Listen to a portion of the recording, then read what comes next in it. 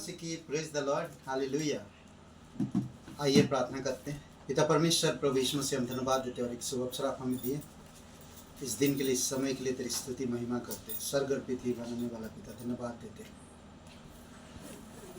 सारी कलीसिया भाई बहनों के लिए धन्यवाद देते, परिवारों के लिए धन्यवाद देते पिता। जो लोग बीमार हैं आप उनको छूना, बल और शक्ति देना और प्रत्येक लोगों को आत्मिकता में स्थिर करना और विश्वास में बढ़ाना और हर एक विश्वासी का दायित्व को समझने में आप मदद करना। धन्यवाद यीशु मसीह के नाम से मांगते हैं, आमीन।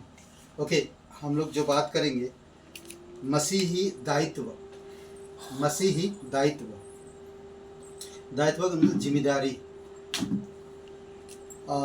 कैसे एक मसीह को अपनी जिम्मेदारी निभाना चाहिए, किस तरह से समझना चाहिए कि मैं एक मसीह हूँ, मैं एक विश्वासी हूँ और विश्वासी होने के नाते हमारी दायित्व है कि मैं किस तरह से उन चीज़ों को संभाल सकूं जो परमेश्वर मेरे लिए नया बना दिया। कुछ नया चीज़ अगर किसी को मिलता है तो कितना खुश होता है और उसको संभालता है जब तक पुरानी नहीं हो जाती। पर परमेश्वर का ग्रेस, परमेश्वर का करुणा वो हमारी हर दिन को नया करता है। और जो कोई मसीह यीशु में है वो नई सृष्टि है। तो अगर हम नई सृष्टि है तो हमारा दायित्व क्या है, आज कुछ बात वचनों से हम देखेंगे। हृदय को रखना, ये हर एक विश्वासी का हृदय को संभालना। हृदय को कभी भी बुरे चीज़ों में भरना नहीं या बुरे चीज हृदय को तोड़ना नहीं, या हृदय को नया बनाया परमेश्वर ने। नीति वचन का 4:23 में कहता ना, ये बहुत प्यारा वचन है और बहुत लोगों को ये प्रिय लगता है वचन, काफ़ी प्रिय है वचन। और बहुत से विश्वासी मिशनरी पास्टर लीडर्स इस वचन से वचन को अपने जीवन में लागू किए और अपने हृदय को संभालें। तो इसमें कहता है सबसे अधिक अपने मन जो हिंदी बाइबल में मन है, पर ये हृदय की रक्षा करे, क्योंकि जीवन का मूल स्रोत वही है। हृदय से हमारी हृदय को अगर हम संभालते, उसका ध्यान देते, उसको नया बना के रखते हैं। हृदय पॉजिटिव चीज़ों से खुश रहता है, पॉजिटिव चीज़ों से। अगर कोई आपको हर दिन कुछ बुरा कह रहा है तो आप एक मसीह होने के नाते आपके हृदय को कठोर मत करो, आपके हृदय को क्या बोलते हैं, हठीले मत बनाओ, बल्कि उन बातों में उनकी पॉजिटिव को सोचो। आप पॉजिटिव, अगर कोई आपके बारे में ज़्यादा बुरा कर रहा तो आपको उनके बारे में पॉजिटिव सोचने की ज़रूरत है। तभी हमारा हृदय हम चौकसी कर पाएंगे। नेगेटिव चीज़ों से भरने के कारण हमारा हृदय कठोर या तो हठीले होता है, और जब हठीले हो जाता है तो वो किसी से घुल मिलेगा नहीं, बातचीत नहीं करेगा, अपनी दुनिया में खोया रहेगा और प्रेम नहीं रहेगा, फिर वो शक की नज़र होगा। ऐसे परिस्थितियाँ आ जाता लोगों के अंदर।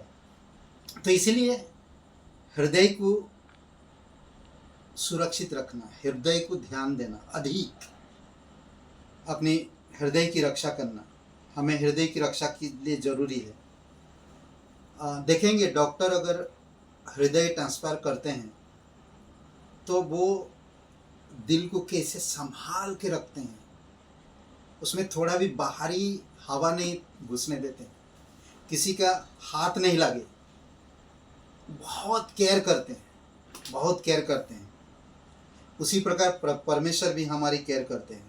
दूसरी बात हम देख सकते हैं मरकुस का 4:24 में, हम क्या सुनते हैं, कानों की चौकसी करना। हमारी कान, हम क्या सुन रहे हैं ना, कानों को चौकसी करना। मरकुस 4:24 में कहता, फिर उसने उनसे कहा चौकस रहो कि क्या सुनते हो। जिस नाप से तुम नापते हो उसी से तुम्हारे लिए भी नापा जाएगा और तुमको अधिक दिया जाएगा। हम क्या सुनते हैं और क्या प्रक्रिया लाते हैं। जो हम सुनेंगे वही प्रक्रिया लाएंगे। कान को चौकसी करना, हम ज़्यादा से ज़्यादा परमेश्वर का सुने, क्योंकि सुनने से विश्वास बढ़ता है। हम क्या सुनते हैं? अगर मैं संसार से सुन रहा हूँ तो सांसारिक जैसा मैं बोलूँगा ना। अगर मैं परमेश्वर से सुन रहा हूँ, प्रेम की भाषा सुन रहा हूँ, तो परमेश्वर में बढ़ूँगा मैं। कान को चौकसी करना, फिर जीभ को चौकसी करना। ये पूरा अगर हम पढ़ेंगे भजन संहिता 12 कहता है, इसमें वचन 1 में पढ़ता हूँ, एक वचन पढ़ता हूँ मैं, पूरा अध्याय ही हमें संभालने के लिए कहता। वचन 1 मिनट में बता रहा हूँ, 4-5 वचन, 3 और 4 वचन पढ़ते हैं। प्रभु सब चापलूसी होठों को और उस जीभ को जिससे बड़ा बोल निकलता है काट डालेगा। कैसे बोल रहा है देख रहे हैं? अगर आप एक विश्वासी हो तो आपका जीभ को संभालो। वे कहते हैं हम अपनी जीभ ही से जीतेंगे, हमारे होठ हमारे ही बस में है, हमारा प्रभु कौन है?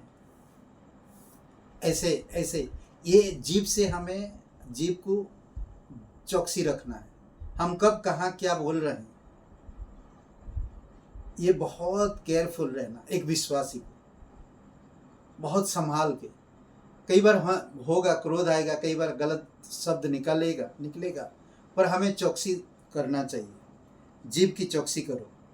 भजन से तो पूरा 12 अध्याय पढ़ सकते हैं, बहुत ही खूबसूरत।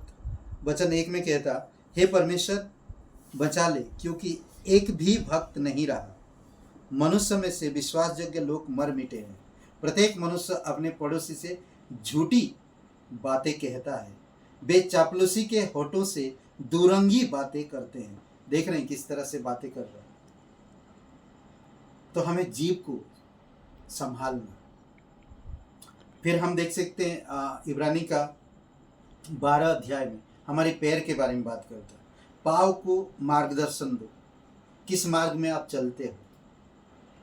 इब्रानी का 12-13 में कहता है, अपने पाँव के लिए सीधे मार्ग बनाओ। सीधे मार्ग, लेंगड़ा भटक ना जाए पर भला चंगा हो जाए। सीधे मार्ग में अगर हम चलेंगे तो हम भला चंगा रहेंगे, हम भटकेंगे नहीं। इसलिए हमारे पैरों को चौकसी करना जरूरी है। हृदय को, कानों को, जीभ को, पैर को। एक विश्वासी का दायित्व है अपने पैर कदम कहाँ रखना चाहिए, जीभ क्या बोलना चाहिए, हमारी कान क्या सुनता है, हमारा हृदय क्या हठीला है या कठोर है। ये बहुत जरूरी है एक विश्वासी के लिए। अगर आप एक मसीह हो तो इन चीज़ों को संभालना सीखो। आपका ये दायित्व है एक विश्वासी होने के नाते। आमीन। आइए प्रार्थना करते हैं। पिता परमेश्वर, प्रभु यीशु मसीह, हम धन्यवाद देते हैं, तेरी स्तुति महिमा करते हैं। दयालु और करुणामय परमेश्वर, सारा आदर सारा महिमा हम तुझे देते हैं। स्वर्ग और पृथ्वी बनाने वाला परमेश्वर, तू कहता है स्वर्ग मेरा सिंहासन, पृथ्वी मेरे चरणों की चौकी है। तुम मेरे लिए कहाँ निवास स्थान बनाओगे। प्रभु यीशु, जो नम्र है, जो टूटे दिल के होते हैं, जो तुझसे सुनते हैं, जो तेरे मार्ग पे, धार्मिकता के मार्ग पे चलते हैं, जो अपनी जीभ को संभालते हैं, तो उनके साथ हमेशा रहता है। धन्यवाद देते, तेरी स्तुति महिमा करते। जीवित और पराक्रमी परमेश्वर, धन्यवाद राजकुमार जी के सारे रिपोर्ट नॉर्मल आया प्रभु यीशु, और उनको प्रोटेक्ट करो और सुरक्षित रखो। धन्यवाद देते, तेरी स्तुति महिमा करते। दयालु और करुणामय परमेश्वर, सारा आदर सारा महिमा हम तुझे देते, यीशु मसीह के नाम से मांगते हैं, आमीन। हे ब्रदर एंड सिस्टर, सबको जय मसीह की। शुभ रहे दिन आपका। लाइक करिए, कमेंट करिए, शेयर करिए। एक लाइक करिए, एक लाइक बनता तो है एक मसीह होने के नाते। आमीन।